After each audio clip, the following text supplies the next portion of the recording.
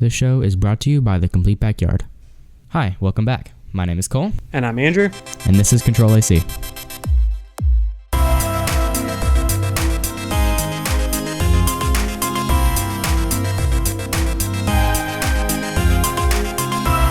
CTRL-AC is your weekly podcast where we talk about nothing.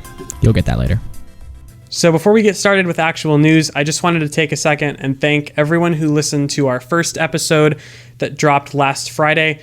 We more than surpassed our listener goal for that first episode, and we both really appreciate the support. We want to make this podcast even better, and you listening helps us more than you know. So thank you.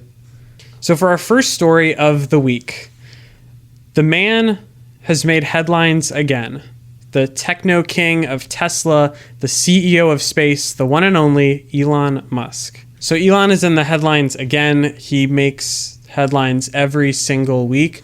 The Verge actually has a newsletter called This Week in Elon, which is incredible. It gives you your weekly update on the controversial opinions of the Tesla king.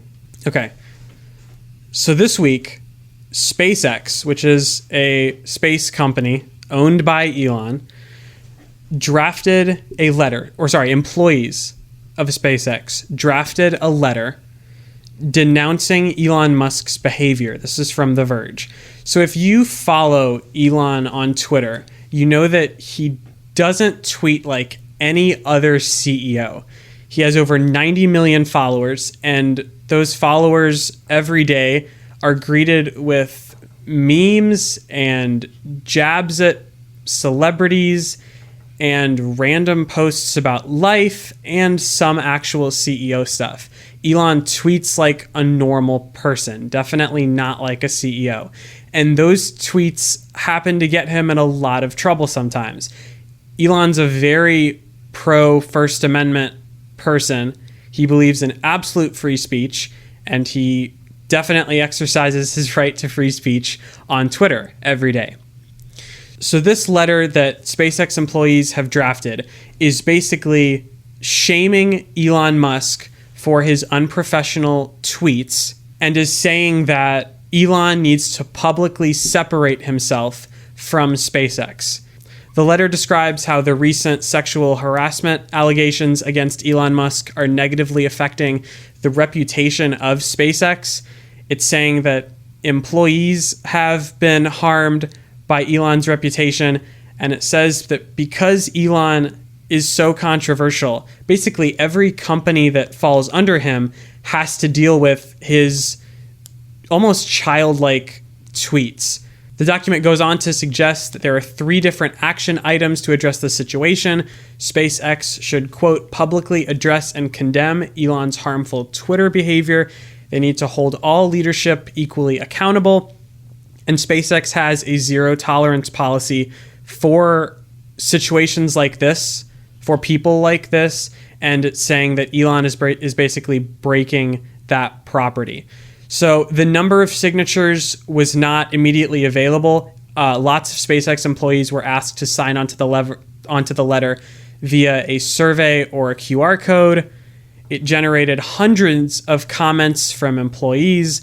It made national news, and it immediately became a worldwide story. So after only being distributed for a day and a half, the letter had nearly 400 SpaceX employee signatures. After gathering all of those signatures, SpaceX then fired a number of employees who wrote and shared the criticizing letter. The company's president then criticized the letter as overreaching activism. The first letter described Elon's behavior as a frequent source of distraction, but SpaceX writes, in the email, Gwen Shotwell, the president of SpaceX, said that SpaceX has, quote, terminated a number of employees involved, and, quote, the letter, solicitations, and general process made employees feel uncomfortable, intimidated, bullied, and or angry because the letter pressured them to sign on to something that did not reflect their views. She goes on to say, we have too much critical work to accomplish and no need for this kind of overreaching activism.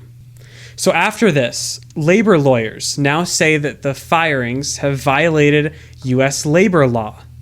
Right now, it's unclear whether any of the employees who were fired tried to sue the National Labor Relations Board or not. But lawyers do say that if they do decide to sue, they'll have a strong case because of all of this.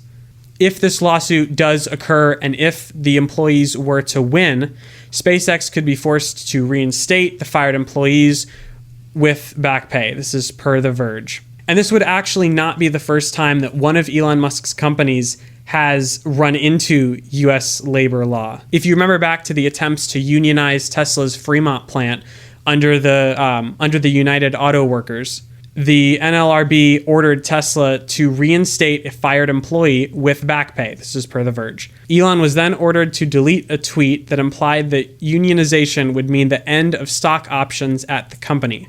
And for some reason, the tweet remains live today, even though he was ordered to delete it. So that is This Week in Elon. I think this just goes to show how important it is to watch what you tweet. I think that's been a story for a while. A lot of people have criticized former President Donald Trump for being too quick to tweet, too open on Twitter, too informal on Twitter. And I think Elon has the same struggle. Elon tweets like a normal person. He's trying to become the owner of Twitter right now. That deal is still on the table. But this is an important lesson for a lot of other CEOs that when you're the owner of this many companies and you're the richest man in the world and one of the most influential people in the world, you've got to be careful what you say online. Because his reputation of what is frankly childlike behavior with all of the memes he posts just does not do any good for him. We're going to take a short break, and then when we get back, we're going to talk about the new USB-C EU regulation, and then Cole is going to explain to us what Intel Arc GPUs are. We'll be right back. CTRL-AC is sponsored by The Complete Backyard. As we all know, Apple has always had a lightning cable on their iPhones. Not anymore. The EU has just made a USB-C mandate for all phones by autumn 2024. This is insane. EU lawmakers have apparently reached an agreement on this new piece of legislation that will force all future smartphones sold in the EU, which means the iPhone 2, to have a USB-C port for wired charging. And like you said, this is by the fall of 2024. And this rule will also apply to all other electronic devices, including tablets, digital cameras, headphones, handheld video game consoles, and e-readers. And they said that laptops will have to comply with this rule at a later date. Apparently, this has been under development for more than a decade, and this is just getting passed now. Which, I mean, I guess better late than never, because this is so nice. I cannot tell you how frustrating it is to have a lightning connector on my iPhone, because my MacBook, my headphones, everything else I use charges with a USB-C cord. And even Apple's other Pro products charge with USB-C. All of the iPads except the base model iPad charge with USB-C. MacBooks charge with USB-C. And in their keynote, this is the funniest part, Apple has talked about the benefits of USB-C. I think on the iPad mini event, they were saying USB-C is faster than Lightning. You can transfer more data over USB-C than Lightning. Mm-hmm. Like just roasting their own cable in their event. So it's very nice to see that the 2024 iPhone will most likely have USB-C. You know what else doesn't have USB-C? AirPods. AirPods don't have USB-C yet. And there was one rumor from Ming-Chi Kuo that the new AirPods this year, the new AirPods Pro at the end of this year, will still have a Lightning port. It's likely to match the iPhone 14 this year having a Lightning port. And then I guess they would switch to USB-C on the iPhone in 2024, which would line up with 2024 AirPod Pro's third gen with USB-C. And the AirPods Pro and AirPods Max are the only other non-iPhone product to still charge with Lightning, I guess, except for some accessories. You know what else they could possibly do? Make the AirPods exclusively wireless charging.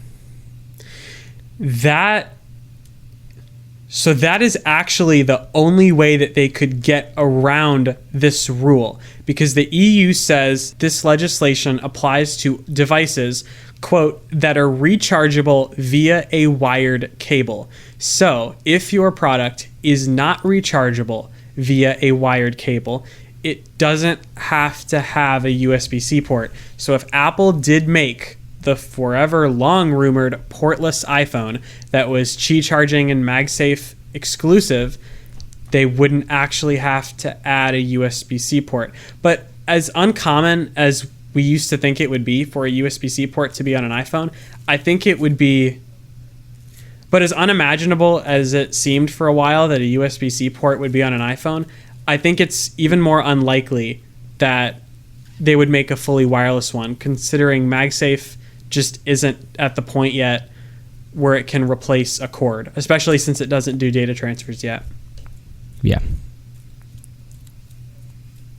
And that would be the reason why they couldn't do exclusive wireless charging, is because of data transfer.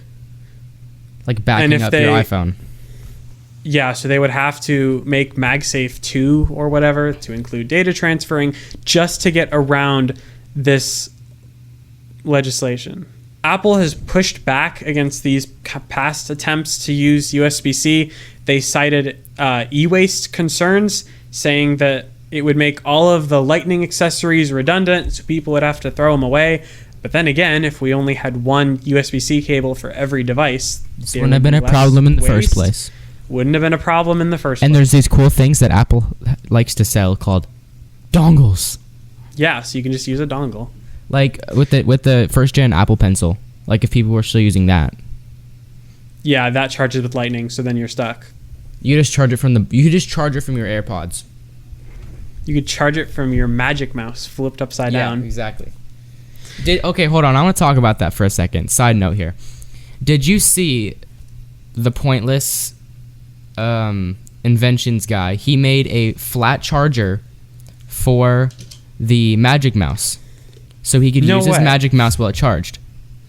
You'd think, wow, that is absolutely cool. It's about time. It didn't work. You can't use. Apple has a firmware on it to where you cannot use it while it's charging. If you're not familiar, the Magic Mouse, Apple's mouse that they sell with iMacs and for like $100, is the worst mouse you can possibly buy. The worst. Cole and I are both Mac users. I have a Logitech mouse that I use. I've used an MX Master before. It is far superior. You should never use a Magic Mouse for anything. You just should not. It's a horrible product. 0 out of 10. It looks nice. That's about all it gets. It's clean. That's about the only points that it gets. So maybe like 0.3 out of 10. And it still has a Lightning port. Yeah. So, waste.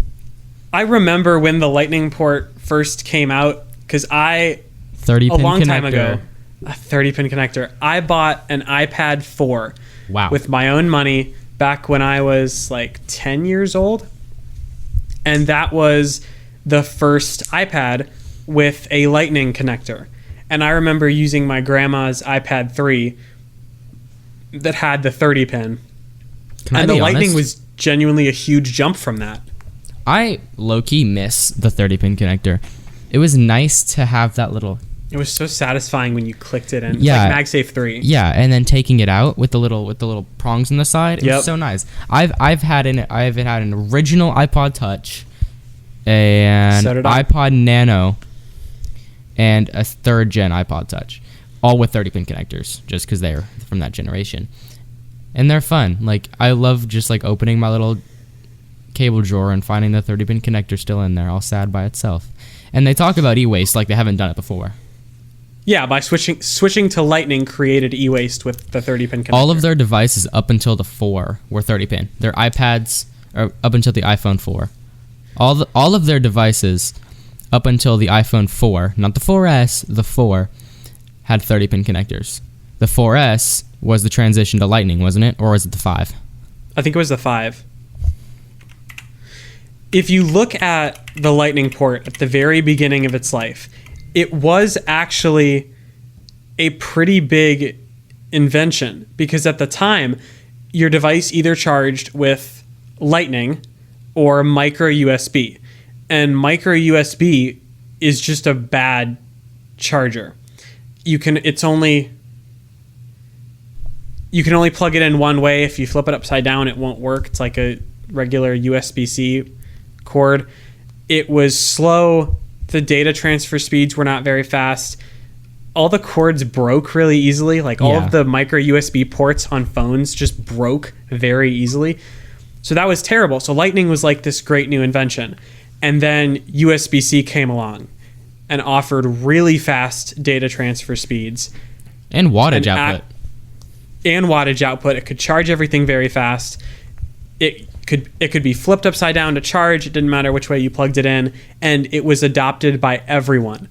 Now in 2022, every single laptop, non-iPhone, smartphone, they all charge with USB-C. Be careful Headphones do almost everything. We're talking like over 90% of new products. Because a lot of laptops, like I would say a lot of higher end laptops still use barrel plugs.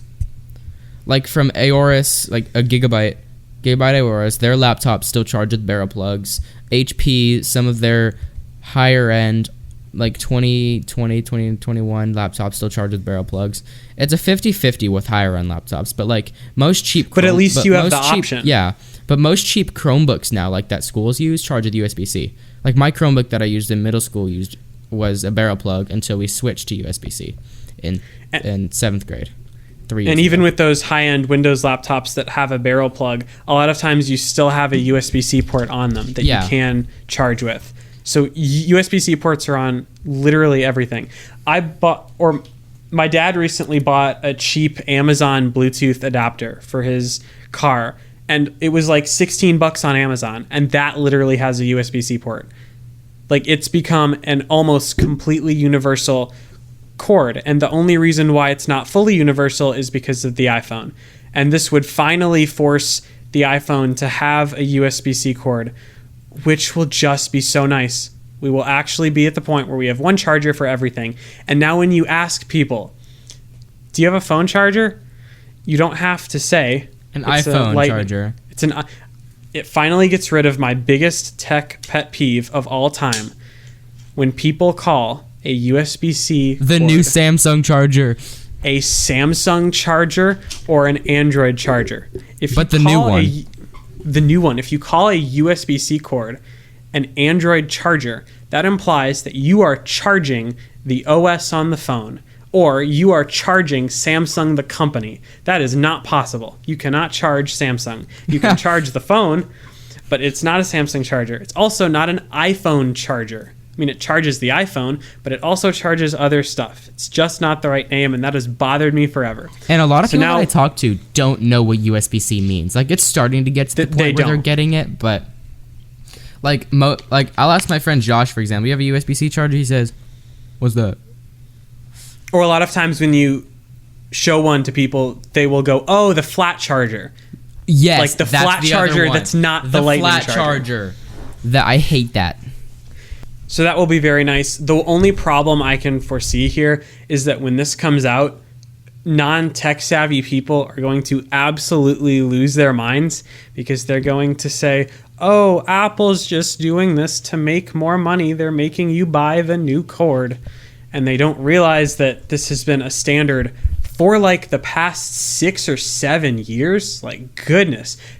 They're like 7 years behind. But when this comes out, people are going to be really upset that they have to go buy new cords. But it's for the better. And in 3 or 4 years, once everyone has these new iPhones, in 3 or 4 years after 2024, at least by 2026, 2027, everyone will have a USB-C port on their phone and will have a unified charger until the next charger comes out on Android phones. And then this starts all over again. Yeah. Okay, we're going to take one more quick break, and we will get right into Intel's Arc GPUs.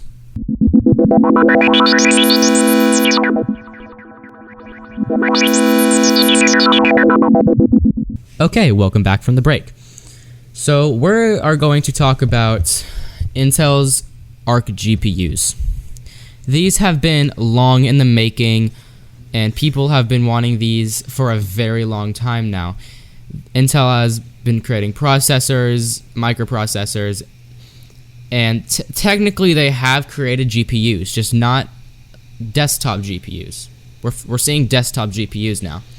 And this is cool to see because they're just finally putting their fab space to work to benefit the gaming community so that people can get their hands on gaming cards. But we weren't actually supposed to know this yet. There was an MSI ad in Japan talking about a PC that they were selling, a pre-built, that had an Intel Core i5-12400F and an Intel A380 GPU. And this is obviously way before ARC GPUs were officially released. Yeah. And then Intel, I think either the same day or a couple days later, they announced they're releasing the GPUs. So this listing shows an Intel Arc A380. So is that what we got from the official release? Yes. Well, it actually hasn't been officially released yet. It just announced they were releasing a GPU. The A380 is going to have 6 gigabytes of probably GDDR6. Along with the advertisement for this pre-built, there were some benchmark scores for 4 games announced. At 1080p, we heard Naraka Blade Point at over 85 FPS, League of Legends at over 200 FPS, PUBG at over 94 FPS, and Overwatch at 100 FPS. This doesn't exactly matter just yet because this is a solid starting point, but we don't know at what settings these are set as. Like in Fortnite, you have low, medium, high, epic. These could be at low settings, a mix of low settings. It has 6 gigabytes of VRAM, so it's probably a mix of low to medium settings, like what you can expect on like a 1660 or a 1650 Super. So assuming that this is medium to low settings, you said this would be on par with a 1660 Super? 1650 Super or a 1660. 1650 Super. Where would this, or how would this compare to NVIDIA's 30 series right now? Because we know that these are brand new Intel GPUs and they would want to compete with the 40 series coming up. They would want to make pretty big graphical statements in order to get in the hands of consumers who can't get a 30 series GPU right now. Yeah. So this would be the most similar spec and performance-wise as something like an RTX 3050, the lowest end 30 series GPU. Because we don't actually know any clock speeds of the GPU or core counts. We just know average FPS numbers at low settings. But the RTX 3050 runs at PCI Express 4.0, OpenGL 4.6, and it has 8 gigabytes of GDDR6 VRAM. So this is not anywhere close to a high-end card. No. I mean, the 3050 is better than the 1660 Ti, I believe. So it's a medium-end card. Like, it's not a high-end card like 3070, 3080. It's on par with the 3050 Ti, the 3060, the 3060 Ti, and on AMD's side, the RX 6500. This card would probably compare better to an RX 6400 from AMD. At 1080p, low, medium, mixed settings. That's a better comparison probably, but if this is being released at the estimated price of around like $130, $140, this would definitely be a pretty good competitor to the 3050 and 6400. Even the 6500, this actually would probably a mix between the 64 and 6500 from AMD. What's the MSRP of a 3050? The MSRP of the 3050 is $249, but since so like 600. Pretty much. But since it's the newest GPU from NVIDIA, it's obviously not going to be retailing for $250 because, same as we saw before, overclocked versions and higher-end coolers and stuff like that, higher clock speeds, are going to go for more like $350 to $300 to $350 as a price range. And they're new, so you expect them to be more expensive. So since this is a much lower power card than the 30 series, are we going to see this in laptops? I don't know. I don't think so. Because, well, actually, there have been some more rumors and leaks of a laptop with an Intel GPU similar to the A380. But I don't think they're gonna come out with laptop dedicated GPUs, not their Iris Xe graphics, because that's not a dedicated GPU. That's just still integrated graphics. But I don't think they're gonna be coming out with laptop GPUs just yet, just because they're starting to use this fab for creating desktop GPUs, which is really what we need right now, because you can get laptops with higher-end GPUs for really cheap right now. But yeah, this is really cool to see, and it's about time that we saw this, because we have been waiting and waiting since, I think, 2020. Everybody thought this was going to be fake when leaks came out of the Alchemist architecture from Intel. That's what it was called. They called it that's their architecture. Who buys an Arc GPU? Optiplex. Like, people buying Optiplexes on eBay with an i7, 16 gigs of RAM for less than $200. These are sub $400 PCs. Maybe even sub $300 PCs if you can get stuff cheap. Wow. When can we buy an Arc GPU, and where can we buy it? So this GPU is only releasing in China, so this is already a telltale sign that this is going to be a cheaper GPU, a low-end GPU that's going to be way over manufactured by GPU fabs such as Colorful, Pilod, and other companies like that. Just pop-up GPU manufacturers. Yeah, the future is interesting for Intel. Hopefully this saves them a little. I really hope that Intel can actually come out with high-end GPUs, because I would totally rock an Intel graphics card. Because I use a 10700K processor, i7 10700K, and with AMD, if you get an AMD graphics card like with a Ryzen 9 5950X and a 6950 XT, they work well together. Like, they have better performance compared to a similar process, like a 11th gen i7 or i9 with an NVIDIA or an AMD GPU. It has better performance than that, just because they can talk to each other better with their RDNA. And if Intel does something like this, that would be amazing for everybody who rocks Intel in their mainstream PCs, just so that they can get a little bit of extra performance with their proprietary firmware. So that's the Intel Arc GPU. A lot to look forward to if it ever comes to the US. I'm sure we'll see some reviews on the first Arc GPU from China in a few weeks. I'm sure Linus will get it. He'll drop it, and we'll see how it performs. We're going to take one more short break, and then we'll talk about nothing.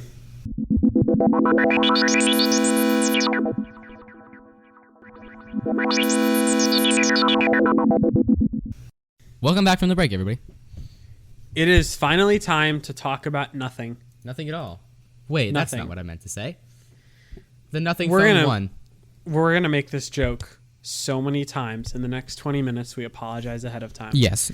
So if you're very confused, it's nothing to worry about. I'm sorry. There's a company called Nothing. It's founded by Carl Pei. Carl Pei is the co-founder and former CEO of OnePlus. OnePlus Nothing. Oh my goodness. Okay. OnePlus is a phone company that used to make enthusiast phones, and then they kind of got more and more mainstream, and now there's no reason to buy them. They lost all their enthusiast touch, and the company is failing. No, OnePlus used to be a couple years ago, like, it was close to LG with their budget phones, but like a lot better performance. Yeah, and now they're just terrible. Yeah, now they're just like expensive Android phones that people don't use.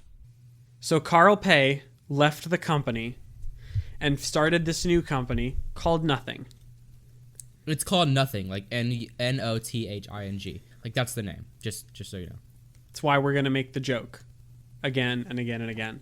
So the first product that Nothing came out with was a product called the Ear Ones, and these were their first tech product. They were a pair of truly wireless earbuds. They looked exactly like AirPods Pro in a big transparent case.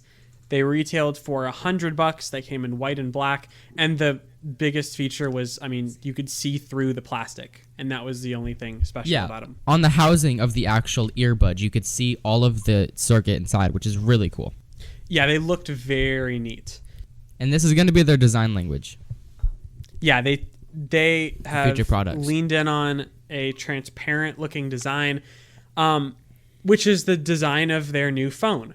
So they had rumored a phone for a while leading up to this, and we finally have it in a way. It's called the Nothing Phone 1.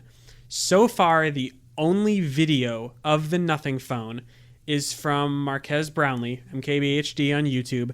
He has a really good relationship with OnePlus and Carl Pei, so he was the first one to review the Nothing Phone 1. He said in the review he was only allowed to show the back of the phone, which, if you've been following tech reviews for a while, you know that that's a problem. The instance of this that is the most memorable was the original Surface Duo. So during the Surface Duo review period, they only told reviewers that they can review the hardware. So all of the reviewers posted a video on the Surface Duo hardware. The Surface Duo was a folding phone, but it had two separate screens instead of one screen, and both folded. It was similar to the Z Fold. It's like a mini laptop, but the screens aren't connected. And the hardware is phenomenal. It's really solid hardware. So all of the reviewers said, this is a great feeling phone. This has potential. The hardware is really solid. And then they actually reviewed the software, and it turns out the phone is terrible. The software is bad. It's slow. The cameras are terrible. It was a bad product. So this only show one part of the product in the first review thing usually isn't a good sign. He did show the front of the phone. From the front, it looks like a Pixel 5 with rounded, like exactly like a Pixel 5. And it has rounded bezels. It has a hole punch at the top left, like literally a Pixel 5 screen. And then the back is an iPhone 12 looking design. Two cameras at the top left stacked on top of each other, squared edges. The antenna bands are in the same place as on an iPhone. It looks very similar there, except just like the earbuds, the whole thing is transparent. So it's hard to explain the design of the Nothing Phone 1 without actually seeing it, so we're going to do our best here. So imagine if Moon Knight was a phone. Like, if you've seen the Marvel show Moon Knight, it's like the worst show ever made. Imagine if that character was a phone. So the whole thing is solid white. The cameras are black. It has this it's a transparent back, but it's not fully transparent where we see the battery, the wireless charging coil, the components inside. It's just transparent enough where we see a robotic looking plastic part, which is meant to be seen, obviously. And then the whole back is covered in... The whole back contains 900 LEDs, which make up what Nothing calls the glyph interface. So basically, you have a ring of LEDs around your two cameras, a bar on the top right of the back of the phone, and then if you've seen Apple's MagSafe ring in the 12 and 13, you have a light where the MagSafe ring would be, right in the center of the phone, and then you have that little MagSafe looking strip on the bottom. So if you pick up your current smartphone and you look at the back, imagine there's a exclamation point light going up from the charging port. So a dot and then a line leading up to the center of the phone. So basically all of the lights let you have a notification light, a charging status. The charging status is actually pretty cool. So that little exclamation point by the charging port, if you shake the phone when it's charging, that will light up and show you how much the phone is charged. So if you drop this on the ground, will it do that? Or does it know, like, does it have a gyro in it so it knows, like, if it's... Like, it knows when you wiggle the phone. So you just kind of jiggle the phone when it's charging. It shows you the charging status. When you're reverse charging or wireless charging, the back ring lights up. When you have a notification, it lights up. all of the lights can actually be used with the camera. So if you open the camera app, all of these lights on the back of the phone turn on and kind of illuminate whatever you're looking at, which is really cool if you take video in dark environments. But this could be a problem. Because would this like act as a flash? Sort of. It's like a permanent flash. You can turn it on and it's just a constant light. But yeah, you would also have a super powered flash too, and you can turn it off. Okay, because if you were to use this, I hold my phone with my pinky to the left of the charging port on the bottom, and I have my 3 back fingers on the back of the phone, like up all the way up to my camera. And if I had then that's how I take pictures. I usually hold it like with 2 fingers on the bottom and 2 on the back, or 3 on the back and 1 on the bottom. This would be a problem because, as you know, if you put your finger over the flash on your iPhone, it'll illuminate like orange, like the color of your hand. Yeah. And if your whole hand is on the back of this phone, then all your pictures are gonna have an orange tint to it. If you're holding your phone like that, then you would you would have to take pictures by grabbing the sides of your phone. This would be really stuffed. You have to keep all your fingers on the rail of the phone. You can't grab the back. Or like buy a charging cable, mm-hmm. which would be dangerous. So don't recommend. There's also one red light on the back of the phone, so when you're recording, there's a little red glowing light, like a handheld, like actual real camera, which is cool. Lets people know you're recording them.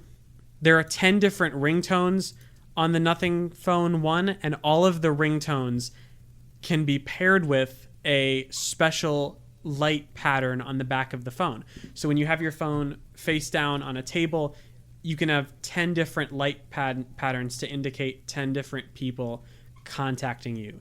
One funny thing is that Marquez played half of the ringtones in the video, and they sound absolutely horrible. Like just bad audio quality, or they just like sound stupid? They just sound horrible. They're either really robotic sounding, or they just sound terrible. Like one of them was literally a machine gun ringtone.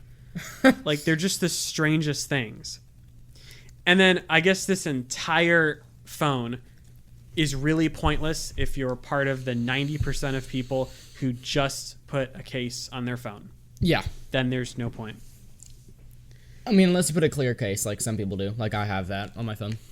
Would it go through the case? Would it just illuminate the case and like blow up all in the case? I don't know. I wonder if they're going to do something like Apple has with their widget, so it's an open API, so people can just like go in and make custom ringtones with custom light configurations. That would be really nice. That would be nice. Because then apps could make special notifications for different things in your app. Imagine if that little indicator by the charging port could be used by any app. Like if you have a delivery, that could slowly rise through the day as your delivery gets closer. Yeah. That'd be really cool. I guess we'll see what they do with this. But the ringtones are horrible. So are the lights completely RGB, like ARGB? They're not. They're just white. Oh. But well, that's dumb. Imagine a Nothing Phone 1 Gamer Edition with full RGB lights. With full RGB, they just partner. They turn it green and partner with Razer and make it full chrome. It's RGB. The new Razer phone. Did Razer ever make a phone? They did. It was horrible. It was the first phone with a high refresh rate display. I remember that. Are you sure that wasn't the Asus phone? No. You had the ROG phone, and then you had the Razer phone. So this could be the new Razer phone. This phone is available in July of this year. I assume then more reviewers will have it, because only Marquez reviewing it now is a little strange, and him only being able to review the back is very concerning. So we'll see what the software situation is like. This phone is not available in the US, so that kind of eliminates a big market of phone enthusiasts in America. And is this never going to be released in the US? We don't know. Now it's just not currently in the US. Okay. This whole phone basically addresses something that a lot of normal people, a lot of non-tech people talk about every time new phones come out. They all look the same. We've gotten used to a glass sandwich square design, and we're even used to folding phones now. There's not a lot different when new phones come out design-wise. So this is refreshing to see because it just looks cool. It's just a cool-looking phone. It really is a cool-looking phone, and like you said, it is nice to see that we're actually going to have interesting-looking phones now. I think a lot of companies are also going to quickly copy the lights. I bet you Huawei is going to do this in a couple months. Xiaomi's going to have it in a couple months, and then Apple will have it in 6 years, and then we'll have lights on the back of our phone forever. And Huawei already has the circle-shaped camera configuration on the back of their phone, so all they have to do is slap a white light ring around it. So now we'll have ring lights on all of our phones for your nighttime TikToks. This kind of new innovation just causes phone companies to innovate themselves even more. It creates more competition, and all that does is benefit the consumer. So this is great to see. That is all, guys. That's it for this week on Control-AC. Thank you for listening. Again, if you have any comments, questions, concerns, suggestions, you can tweet at us. I am at UtterlyDrew. And I am at ColeWW. And we will see you next week.